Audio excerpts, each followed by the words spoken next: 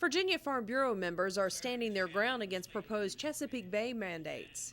Virginia Farm Bureau will fight this expansion of the EPA's authority. We will not rest until our concerns are addressed. We will try to stand our ground.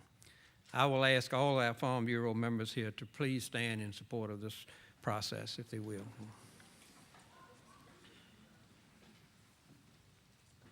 Farm Bureau President Wayne Pryor says farmers support the reauthorization of the Bay cleanup program, but unaffordable mandates from the Environmental Protection Agency threaten their economic survival and the future of Virginia agriculture. Land is our most valuable and irreplaceable asset.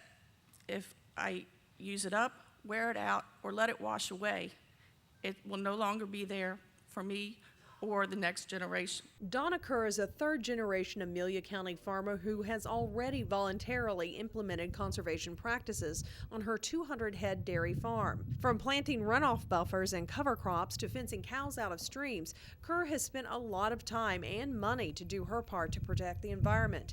But the proposed one-size-fits-all mandates could force her to completely rebuild many of her voluntary efforts. My fences are the Ford model, and they want the Mercedes.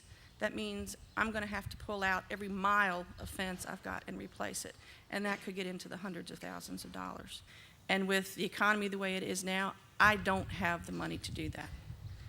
And if they said I had to or pull permits, I mean, I'd have a for sale sign tomorrow. Other farmers like Lee Pemberton of Hanover County are barely holding on in our current economy. New environmental mandates could finish him off. We would like to add other practices and put them into place, but I can tell you in this year I have never lost so much money in 1 year. But these regulations would not only affect farmers like Kerr and Pemberton. If Virginia dairy farmers are forced to cease operation, local milk will be much harder to find.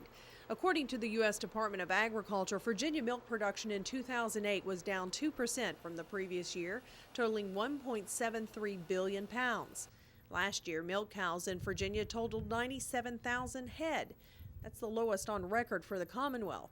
As the dairy industry shrinks, it will be harder and harder for the remaining producers to hang on. If no milk is produced in the state, Virginia could lose the $371 million in cash receipts brought in by milk production last year. Wilmer Stoneman of the Virginia Farm Bureau says while farmers are accused of being the largest contributor of nutrients in the Bay, the federal government is not measuring some conservation practices already in place. Certainly the Chesapeake Bay's current condition is from 400 years of contacts from human.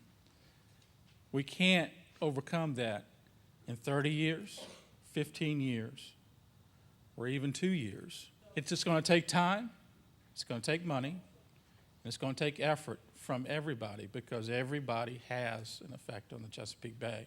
Over the past 2 decades, farmers have made great strides in reducing the amount of runoff from their farms into the Bay. According to the Department of Agriculture and Consumer Services, farmers have decreased their use of fertilizer in the past 12 years by nearly 270,000 tons. But to improve even more, farmers say they don't need additional mandates. They need more financial assistance. And Virginia Farm Bureau President Wayne Pryor says he doesn't expect that to happen anytime soon.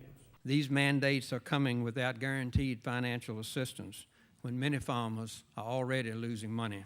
But we feel there certainly is a better way to attack this issue than for farmers to have to close their gates and fallow their fields. For Down Home Virginia in Richmond, I'm Sherry McKinney.